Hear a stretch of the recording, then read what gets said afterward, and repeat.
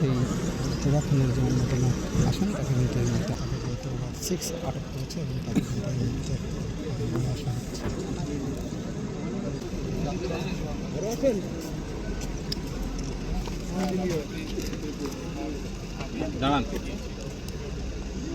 30 November 2025 তারিখে খুলনা মহানগরীর আদালত চত্বরের মূল ফটকের সামনে প্রকাশ্য দিবালোকে একটি অত্যন্ত নৃশংসকর হত্যাকাণ্ড সংঘটিত হয়, যেখানে ভিকটিম ফজলে রাব্বি রাজনকে দুপুর আনুমানিক 12:20 ঘটিকার সময় প্রথমে গুলি করে এবং পরবর্তীতে কুপিয়ে তাদের হত্যা নিশ্চিত করা হয়।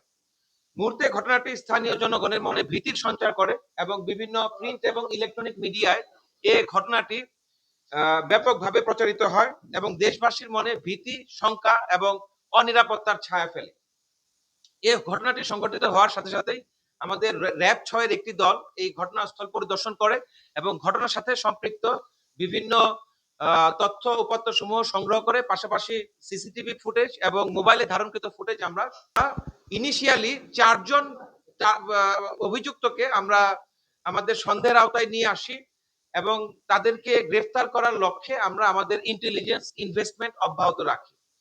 ফাইনালি গতকাল বিকেল আনুমানিক আমরা এই অভিযুক্তকে আটক করি। এই অভিযুক্ত ব্যক্তির নাম ইজাজুল হোসেন, পিতার নাম ফারুক হোসেন।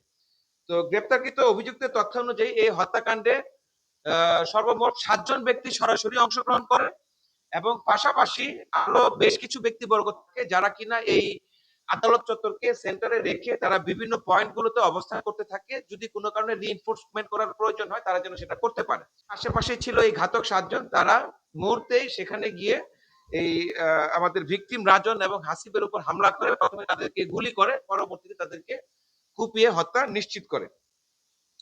তো আমাদের বাকি অভিযান চলমান রাখার জন্য এই যে যারা সরাসরি সম্পৃক্ত তাদের নাম আমরা এখানে প্রকাশ করছি না। আধিপত্য বিস্তার, শক্তিমত্তা প্রদর্শনের যে অসুস্থ প্রতিযোগিতা, এই প্রতিযোগিতার ফলে এই হত্যাকাণ্ড দুটি সংঘটিত হয়েছে বলে আমরা মনে করছি।